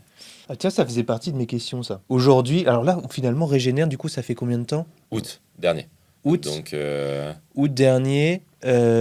Aujourd'hui, croissance, j'imagine, croissance. pas de problème. On est sur combien de partenariats, combien de clients, comment ça tourne Sans aller jusqu'au chiffre d'affaires, j'attends pas le chiffre d'affaires. Non, mais excuse-moi. Aujourd'hui, du coup, Régénère s'est construit sur la reprise du bâtiment Decathlon. Ouais. Donc, dans le deal d'accompagnement, on stabilise avec une partie de l'activité Decathlon. Ouais. Sur 2 cellules, on a ramené plutôt de l'activité supply web, donc via Mathieu. Ouais. Et maintenant, notre travail entre le 1er août et maintenant, c'était de créer l'entreprise, la faire connaître, écrire ses services, etc. etc. Okay. Et donc là, il y a déjà quelques clients qu'on a transformés, mais là, on est plutôt dans une phase active de ça y est, ce qu'on va faire est connu. On peut commencer à faire des tarifications qui soient claires. Et donc là, on est dans une phase très active où on est en train de chiffrer pour rentrer du client. Donc là, action commerciale plus là. Là, on est vraiment dedans et ça devient concret en fait. Il y a encore 6 mois, ça aurait été difficile de... déjà, le bâtiment n'était pas encore transformé d'un point de vue spatial. On n'avait pas écrit nos grilles tarifaires, etc. Et encore maintenant, comme c'est des sujets nouveaux, tu as des clients qui te demandent des choses spécifiques que tu n'as jamais fait. Ouais. Donc voilà, on est dans une... quand on parle de co-construction, on est vraiment dedans. Donc c'est comment tu vas venir affiner ton offre, l'écrire au fur et à mesure, mais pareil en partant des besoins de tes clients qui vont te faire grandir. Et la grille tarifaire, c'était une question, c'est aujourd'hui comment vous faites, vous, pour vivre, qu'est-ce que vous prenez et comment ça fonctionne? Aujourd'hui, en fait, on fait des chiffrages qui sont spécifiques à nos clients. Donc sur la partie logistique, un client sur une logistique classique, il va retrouver une grille tarifaire classique et nous, on marge sur nos services à l'intérieur des murs. Donc voilà, on fait plein d'opérations logistiques. Ça, c'est plutôt la partie simple, la partie de l'iceberg en haut. La partie en dessous, c'est quand il nous demande de réparer un truc, par exemple, ou de personnaliser quelque chose, ou de faire une action au cœur des flux qu'on n'a jamais faite. Là, c'est un autre jeu. Parce qu'il y a plein d'inconnus, là. C'est-à-dire que le gars qui va nous demander de monter une draisienne électrique, on va savoir à peu près faire. Et puis, il y a le gars qui va nous dire est-ce que tu peux regarder si l'aile de kitesurf, elle est en bon état? Et donc ça veut dire que il faut qu'on la déplie, il faut qu'on la gonfle, ça prend 15-20 mètres carrés, il faut qu'on mette plein d'eau dessus pour voir si elle est encore étanche, etc. Tu vois, en fait, c'est à ça qu'on se confronte, mais au quotidien, tu vois. C'est des objets qui sont complètement différents. Quoi. Donc les pistolets de massage versus le vélo versus la trottinette électrique versus encore d'autres choses. Et donc là, notre job, c'est on écoute le client. Moi, j'essaie de projeter avec Alexandre, on essaie de projeter tout ce qu'il pourrait faire. Et ensuite, on va venir établir quel process, combien de temps ça prend, quelles compétences il nous faut, quels outils il nous faut, quelle place il nous faut. Et là-dessus, donc moi je sors une tarification sur laquelle on s'entend avec le client dans un premier temps pour faire des phases de testing, et puis sur laquelle après on prend une marge. Et c'est ça qui nous fait gagner notre vie. Plus il y a d'opérations, plus nous, c'est à valeur ajoutée pour notre organisation. Donc, aujourd'hui, qu'est-ce qui fait vivre Régénère? C'est plutôt la partie logistique qui remplit le bâtiment. Mais ce qui nous drive au quotidien, c'est plutôt la partie service au cœur des flux. Aujourd'hui, si on avait commercialisé que des clients qui ne souhaitent pas se transformer, on ne répondrait pas du tout à la raison d'être de Régénère. Exactement. Et donc aujourd'hui, comme je te disais, tu as des gens qui te disent, ou des clients qui disent je viens chez vous, et je sais que vous allez proposer ça demain, donc je m'y intéresserai. Mais ce n'est pas leur objectif premier. Mais par contre, ils savent que ça va leur offrir des opportunités. Là, on commence à rencontrer des gens qui viennent pour ça. Ça veut dire qu'ils n'ont pas trouvé pour l'instant sur le marché des logisticiens pour lesquels on allait les accompagner à grandir dans ce type de business. Donc ils ont rencontré des logisticiens qui disent on pourra regarder, pas de souci, mais il faudra que vous nous disiez un peu le cahier des charges. Là où ce qu'ils attendent plutôt là de nous, c'est je sais qu'en venant chez Régénère, vous allez nous guider, on va bosser ensemble, on va construire des choses. Et donc vous allez grandir, on va grandir. Et ça, c'est ce qui intéresse. Et on parle le même langage. Donc ça, c'est chouette aussi. Tout le monde commence vraiment à ressentir ça dans une partie des clients. C'est quoi la stratégie de prospection? Comment ça fonctionne?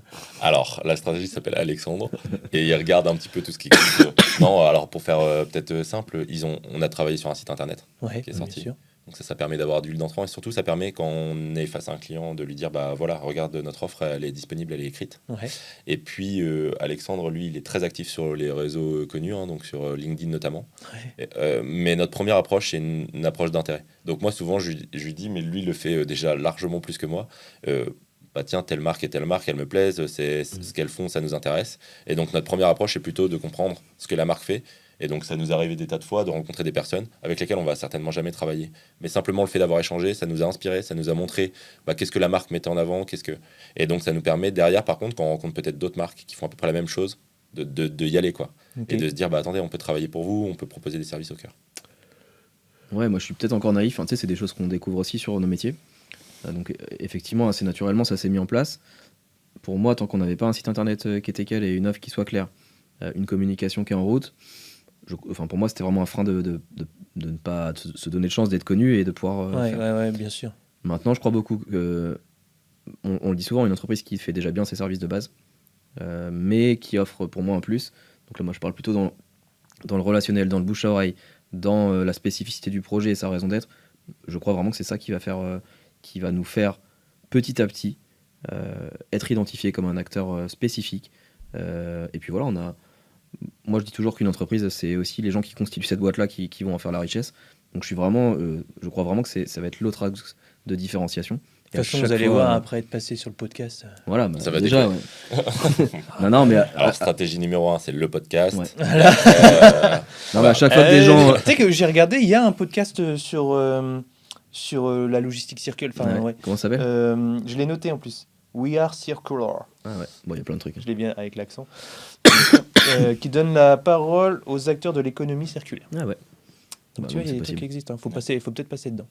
Mais tu vois, aujourd'hui, on a à chaque fois qu'on a des clients qui viennent visiter ou des prospects, ce qu'ils remarquent, c'est l'énergie des équipes dans l'entrepôt. Ouais. Mais vraiment, à chaque fois, ça fait tilt. Ouais, toujours. Et donc ça, tu parlais tout à l'heure dans nos stratégies et dans ce qu'on fait, on l'exprime clairement aux équipes tout le temps.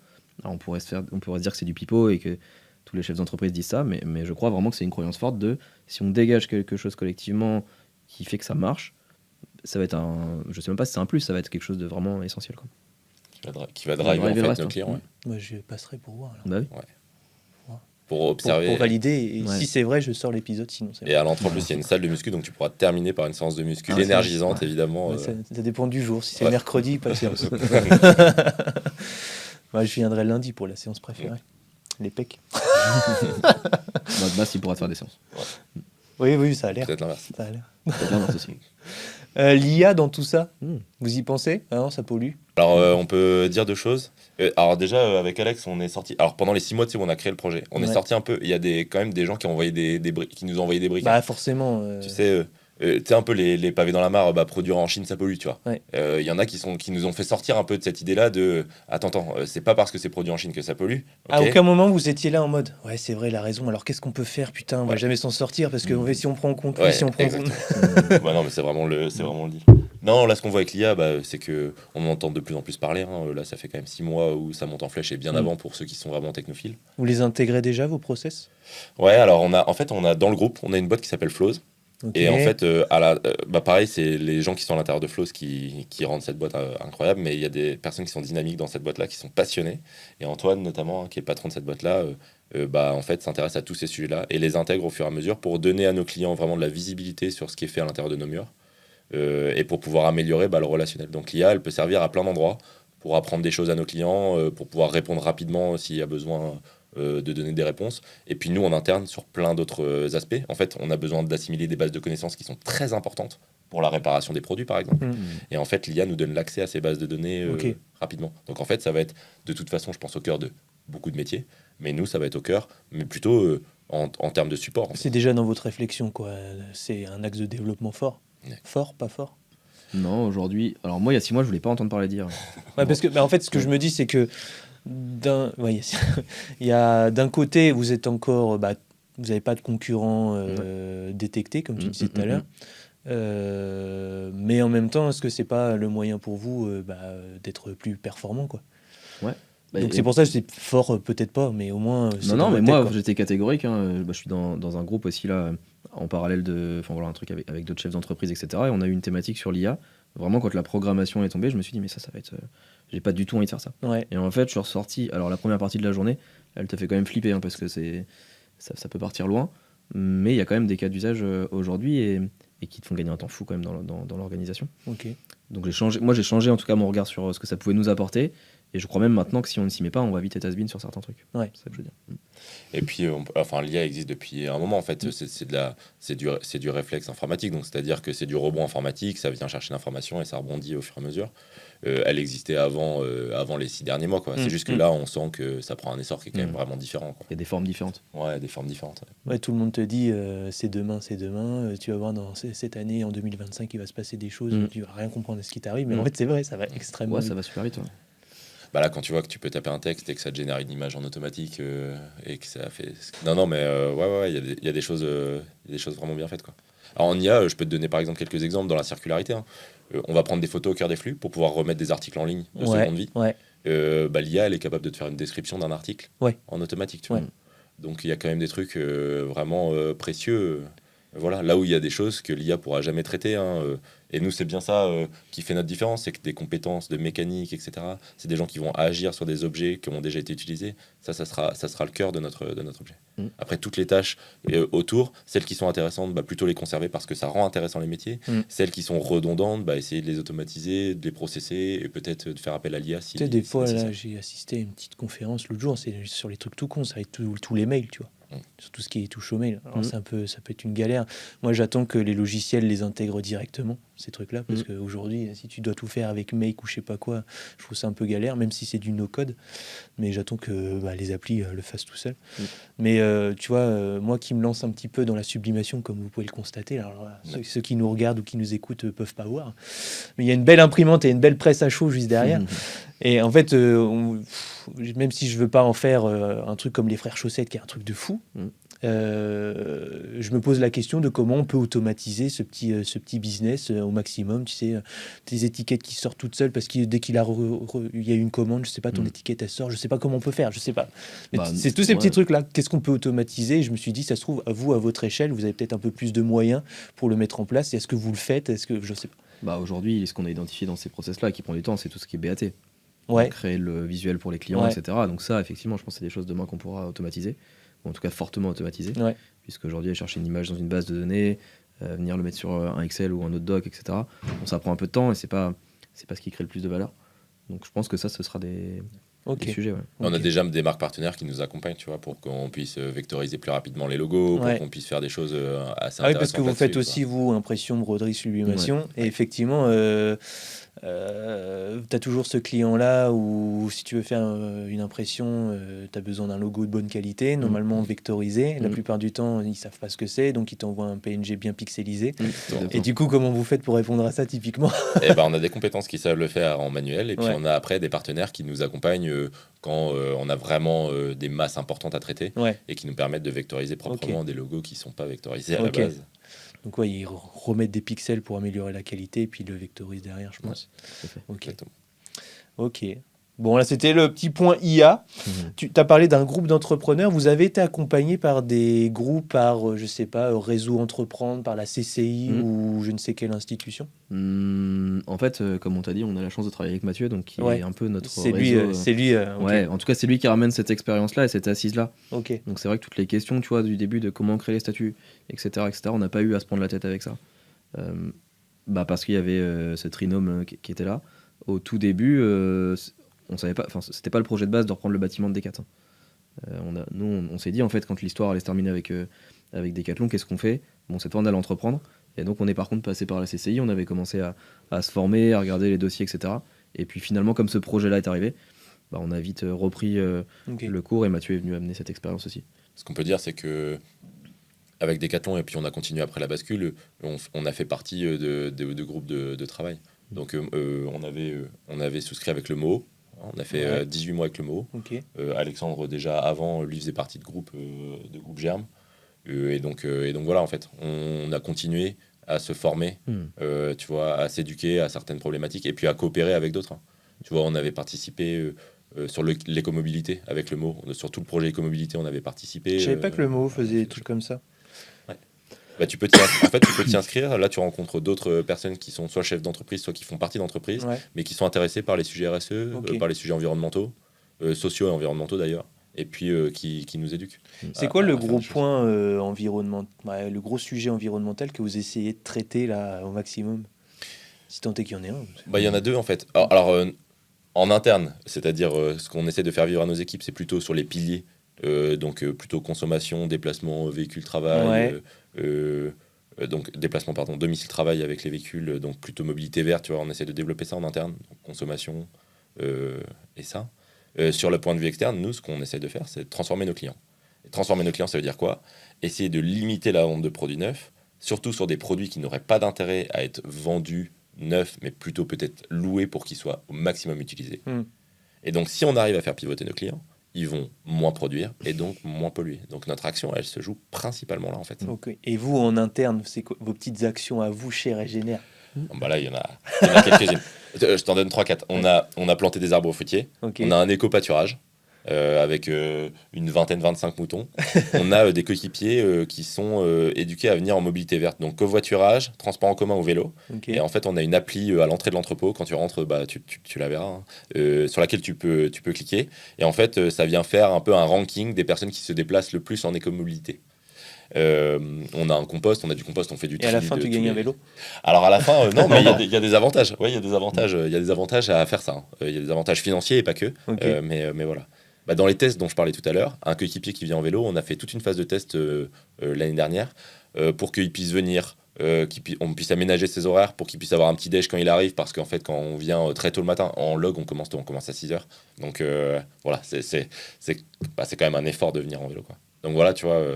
Et puis là, maintenant, on commence à travailler avec des clients qui sont des clients éduqués à ça. Par exemple, je te donne une marque qui s'appelle Tandem, voilà, et qui, eux, ils distribuent des flottes de vélos à des entreprises. Des quoi? Des flottes de vélos.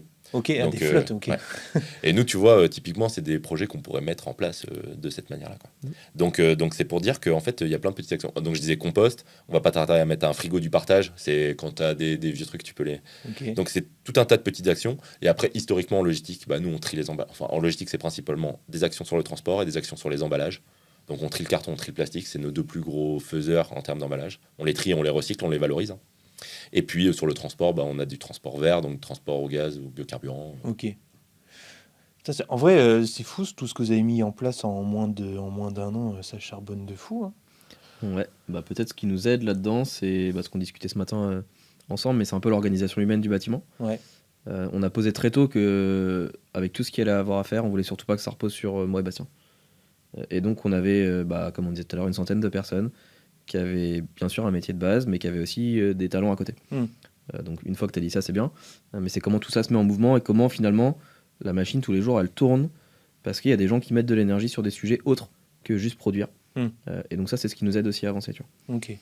Et on a une manière maintenant de se réunir, de faire des revues de projets, etc., qui font que chaque rôle vient partager ce qui met en mouvement dans l'organisation. Donc soit avec nous si on est présent, soit dans d'autres espaces. Et donc ça change fondamentalement les choses. Tout ne passe pas par nous. Et donc il y a plein de choses qui se passent. Vous êtes pas au courant. Non, mais vraiment, je te prends un exemple. On a une Team Fun qui a été créée maintenant il y a quelques années, qui a pour raison d'être de créer un environnement de travail dynamique, de créer des événements pour les... Mais vraiment, en fait, nous, aujourd'hui, ce qu'on vient cadrer, et encore maintenant, c'est plus nous, c'est quel budget à l'année ils ont. Par contre, ce qu'ils font, comment ils font, ce qu'ils mettent en place. Moi, vraiment, des fois, je suis arrivé à des événements, je savais pas ce qu'on allait y faire. D'ailleurs, maintenant, ils nous le cachent. Ils viennent pas nous dire le contenu du... Il y a une vraie confiance, parce que tu pourrais dire, il se passe n'importe quoi, je suis pas du tout raccord avec faut être prêt à lâcher, je vois là.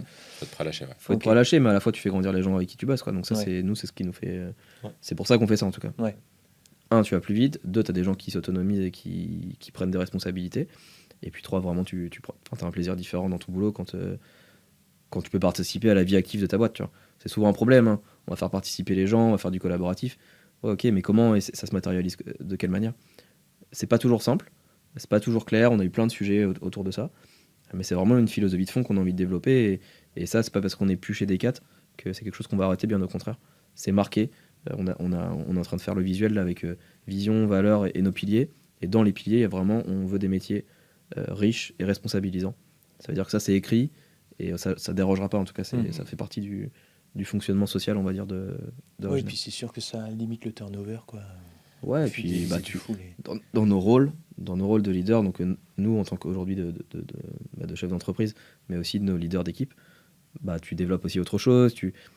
Et puis les gens entre une année A, une année B, une année C, comme disait Bastien tout à l'heure, c'est pas juste j'ai bien fait ma productivité de mon truc.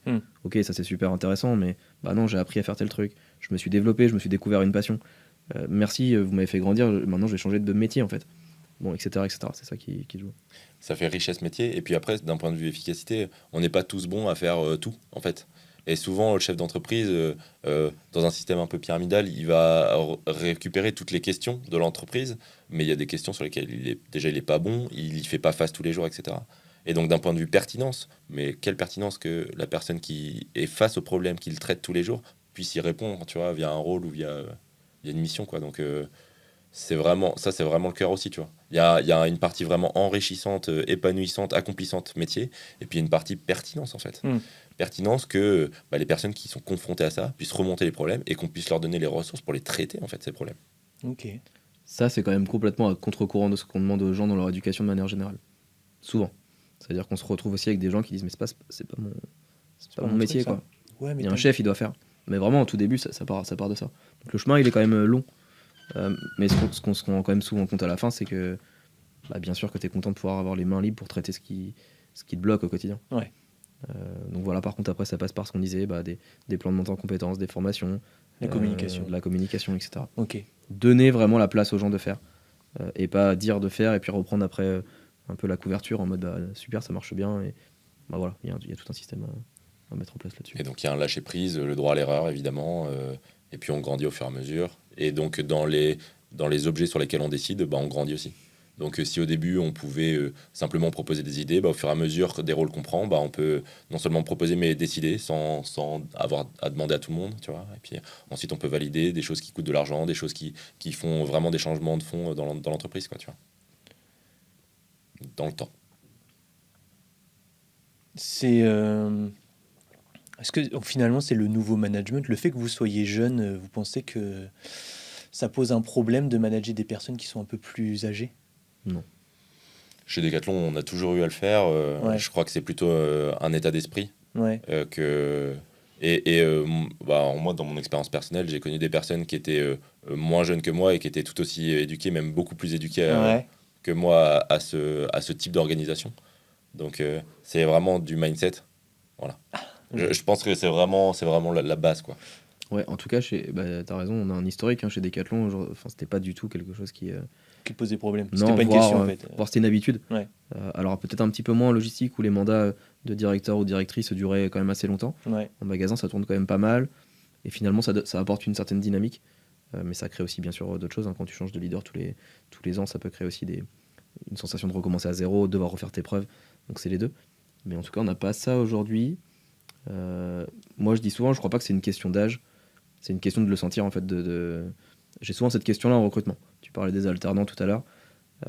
C'est quoi les qualités, etc. Mais vraiment, en fait, il faut avoir envie d'être avec son équipe le matin. C'est quand tu franchis la porte de l'entrepôt, c'est ce que tu dois vouloir faire. Il faut vouloir être au contact, il faut avoir envie d'être curieux, de s'intéresser aux gens. Vraiment, c'est ce style de choses qu'on va venir chercher. Après que tu saches faire un tableau Excel, un machin, un truc, bien sûr, c'est important. Mais c'est pas ce qu'on te demande, en fait, de base, tu vois. De toute façon, le tableau Excel, dans un an, c'est terminé, ça. Alors, dis pas ça, Bastien, mais... Non, mais pour dire, les gens... En fait, moi, je dis souvent notamment aux alternants, parce que quand on choisit une alternance, ça peut être stressant. T'as une entreprise qui te répond, donc il faut que tu dises que ça te plaît, etc. Moi, je dis souvent, réfléchissez bien. C'est un choix d'alternance qui est engageant, parce qu'à partir du moment où tu manages une équipe, en tout cas, moi, ça m'avait fait ce truc-là il y a 10 ans, je bossais plus que pour moi, quoi. Ça veut dire que quand tu viens le matin, t'as en face de toi des gens qui attendent certaines choses de toi aussi.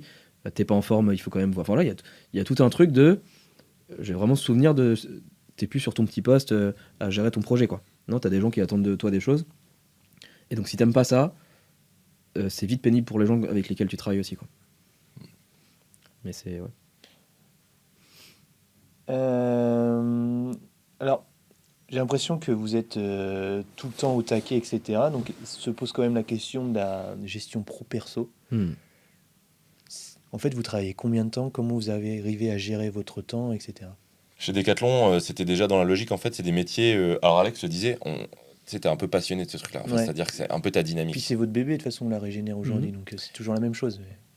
Là, aujourd'hui, si tu veux, en fait, c'est pas... là, tu comptes plus tes heures, mais dans les tâches que tu fais au quotidien, il y a une partie de passion, tu vois. Une partie de... En fait, ça fait partie de ma vie, tu vois. Souvent, on parle d'équilibre vie pro-vie perso, mais il y a des endroits où ça se touche tellement que, en fait... En fait, vous faites partie de ceux qui ne séparent pas du tout les deux. S'il y a un truc à faire le dimanche, vous faites le dimanche, machin, et en fait, de toute façon, vous pensez qu'à ça. Alors, on pense pas qu'à ça, mais c'est-à-dire que les moments se croisent. Donc, les moments, tu peux sortir de l'entraînement et puis ensuite te remettre à bosser parce que tu as le moment d'inspi, parce que tu as le moment de concentration. Mais par contre, évidemment qu'il y a du temps de présence quand même sur les sites. Donc, le matin, on est là à 8h, le soir, on est là à 19h. Et puis, on a passé la journée à enchaîner les différentes tâches, surtout dans cette période-là qui est très active. Ça peut être des fois le week-end, même si on prend des moments quand même perso, tu vois. Mais c'est-à-dire que ça nous dérange pas du tout d'être dans un moment perso et puis qu'on s'appelle parce qu'en fait on a un truc à se partager dans ce moment perso, tu vois. Ouais. C'est des inspirations, c'est une photo, c'était dans un magasin et tu découvres un truc, c'est t'as rencontré quelqu'un, tu vois. Donc en fait t'as du croisement, mais c'est des moments de vie desquels il faut profiter, tu vois. Ce que je voulais dire par là, c'est que t'as des moments heureux au travail qui pourraient s'assimiler à des moments perso. Et t'as des moments professionnels dans le perso, et tu vois, que tu partages. Vous n'oubliez pas quand même que vous avez une famille, des amis, un sport, un machin, peut-être une vie associative. Peut-être moi 2 choses. Côté sport, je crois que là ce qu'ils mettent depuis le début de l'année c'est rythmé, ça veut dire que j'ai bloqué dans mon agenda les créneaux sur lesquels tu fais du sport. Certains qui sont même contraints. Moi je suis chez Execo, donc c'est des choses, tu dois être présent pour... tu t'es engagé, donc c'est engageant. Côté perso, je pense que, en tout cas si ma femme devait parler là à ma place, c'est avoir des vrais moments en fait où c'est dédié, tu vois, avec les enfants, etc. Bah là le téléphone effectivement tu l'éteins, tu le mets dans un coin, pas de souci que tu rebosses 2 heures après si tu as besoin de t'y remettre, mais par contre c'est temps qui sont précieux, le coucher des enfants, le vendredi moi je sais que je vais les chercher à 16h30, tu vois, j'ai une journée dans la semaine où c'est ancré comme ça depuis longtemps, bah ça c'est des vrais moments où ça se mélange pas, tu vois. C'est incontournable quoi. Exactement. Ok. J'allais dire les projets qui arrivent pour Régénère, petit projet pas forcément secret, mais quelque chose, un service en plus, une petite nouveauté, un truc, une exclusivité quoi, je sais pas. Non, peut-être. Alors on bosse toujours sur 50 000 trucs, mais non, on a un projet, on en parlait tout à l'heure, de faire de la sublimation. Donc ça c'est un nouveau service. Voilà, trop tôt aussi pour dire comment, mais c'est bien engagé, en tout cas on est en train de travailler ça. De toute façon, toute la personnalisation, c'est ultra recherché, demandé. Bah ouais. Mais là on est sur quand même des compétences particulières, on parle de couture, on parle... Et donc Bastien peut-être pourra partager, mais il y a 2 ans, quand on a écrit, maintenant 3 ans, quand on a écrit les premiers pas de cette vision-là, la sublimation venait de manière naturelle pour compléter l'offre en cours, et ça nous apprenait la couture. Et donc la couture, après, elle nous est utile dans d'autres briques, la réparer, etc. Donc ça, c'est le projet un peu... spécifique sur des nouvelles choses à faire. Et après, on a un gros projet humain, puisqu'aujourd'hui, sur le bâtiment, on a des équipes Supply Web, des équipes anciennement D4 Régénère. Et donc, notre croyance, c'est que sur un même bâtiment, ça peut pas durer très longtemps, ça. Donc, on a présenté un projet là, début février ou fin janvier, où la feuille de route du bâtiment, c'est ne faire qu'une équipe à la fin de l'année. Donc, en parallèle des projets entrepreneuriaux, on a aussi un projet humain sur le bâtiment, de ne plus avoir 2 équipes dans le même bâtiment, mais vraiment avoir une seule équipe qui soit au service des clients qu'on aura à gérer demain sur le bâtiment. Ok, alors ça se concrétise comment ça ? Alors on avait pour habitude de lancer les années auparavant, tu vois. Donc on a lancé cette année, c'était le 7 février, là, on a fait une journée complète dédiée à ça, en fait. Et donc comment ça se concrétise ? On réunit les équipes et on leur présente comment ça va se passer. Alors nous, on a choisi des périodes de 4 mois. Donc en fait, on fonctionne de 4 mois en 4 mois et on leur a proposé 3 à 4 où sur les périodes de 4 mois, il y a quelque chose à faire. Donc tout le monde a quelque chose à faire pour que à terme, donc à la fin de l'année, on puisse ne faire qu'une seule équipe. Et donc le premier petit pas, comme ça je t'en donne un, c'est que tout le monde se forme à tous les process du bâtiment. D'accord ? Donc toutes les personnes qui travaillent pour Supply Web viennent se former sur les process Régénère. Donc tu as de la logistique un peu différente, tu as de la personnalisation, tu as de la réparation, tu as du montage. Donc tu vois, Et c'est-à-dire que tu prends de ton temps, comment ça se passe ? Ouais. Et on a fait des treks, et donc chaque personne doit faire ce trek dans les 4 prochains mois. Donc on a des treks qui durent entre 2 et 3 jours, et donc chaque personne doit aller découvrir les process. Donc il a des journées qui sont dédiées à aller découvrir les process et comprendre ce qui se passe en fait sur les 2 grosses activités. C'est quand même du temps de travail, il produit à ce moment-là. Ouais. Okay. Alors c'est du temps de découverte, donc c'est-à-dire que il y a une petite partie de temps de travail où il va faire, mais c'est surtout de la découverte, donc de l'apprentissage. La personne qui est formatrice, elle va lui montrer la tâche. J'aimerais trop avoir des études qui montrent que ça a un intérêt pour ceci ou pour cela, parce que là l'idée elle est ouf. Parce que vous êtes toujours dans cette même logique de vous dire tu n'es pas monotâche, tu développes ce que tu veux, tu progresses, tu montes en compétences. Mais je sais pas s'il y a déjà des études qui montrent que ça a d'autres intérêts. En fait, on peut te donner un exemple. Moi, je peux te donner un exemple concret, c'est que pour nos clients, on fait du montage vélo. Et qu'il y a des périodes dans l'année où en fait, tu as 3 vélos à monter le lundi matin, 3, 5 vélos, 10 vélos. Il y a des périodes dans l'année où tu en as 200. Et donc le fait qu'il y ait 30 personnes dans l'entrepôt qui aient découvert le montage vélo et qui soient en capacité de le faire, fait que le lundi matin, t'es pas en stress, t'es pas dans le dur à te dire comment je vais faire. Ça me fait penser à un moment, j'ai travaillé à Ikea l'été, juste l'été, en job étudiant. Et moi, je devais faire du facing. C'est pas vraiment du facing, c'est si quasiment. La mise en rayon. C'est de la mise en rayon, quoi. Des gros colis que vous avez dans les différentes allées. Et à un moment, on était 2, je crois. Et puis, au bout d'un moment, ça bougeait trop vite, il y avait trop d'allées. Donc, ils appellent le plan viking. C'est un peu la même chose, c'est le plan viking, c'est quand c'est le bordel. Et là, tu as toute l'entreprise qui arrive et tout le monde t'aide. Tu remets en place au propre, terminé et repart. Ça prend une demi-heure. Ouais. Mais là, en gros, c'est un peu le même truc. Vous avez un coup de bourre, 200 vélos à réparer, tout le monde se ramène, vous réparez les vélos. Ouais. Mais c'est exactement ça. Et dans l'entrepôt, chaque leader de process, il a un téléphone. Et donc, même dans la journée, toutes les heures, ils peuvent s'appeler en disant attends, moi, je t'envoie 2 personnes. Là, je vois que ça n'a pas passé, puisque c'est quand même assez timé. Hein. Ouais. Et donc, non, c'est comme ça que ça se passe. Okay. Alors, attends, je vais pas survendre le truc non plus. Hein. C'est-à-dire qu'il c'est pas toujours comme ça. Ouais. Mais en réalité, c'est vraiment ce qu'on développe. C'est vraiment ce qu'on développe. Ouais. Ok. Alors là, on arrive sur mes questions préférées. On arrive sur la fin. On arrive sur mes 2 questions préférées. Quel est le conseil que on va faire l'un après l'autre, le conseil que tu te donnerais si tu avais l'opportunité de te rencontrer quand tu avais 20 ans? À 20 ans, t'étais où? À 20 ans, je sais plus où t'étais. Mais monte là ton entreprise. Ouais, non, mais peut-être, moi, ce que m'a toujours, en tout cas, inculqué, notamment ma mère, c'est fais-le, quoi. Fais-le. Je sais pas, c'est le mec comment on appelle ça, des trucs là, des bons et fonds du ski, je sais plus c'est quoi ça, tu sais, qui te dit t'as aucune chance. Oublie que t'as aucune chance. Vas-y, tu vois. Non, mais c'est un peu ça, c'est fais-le. Fais-le, si t'as envie de voyager, vas-y, si t'as envie de. Sois pas bridé par un modèle de vie, tu vois, qui.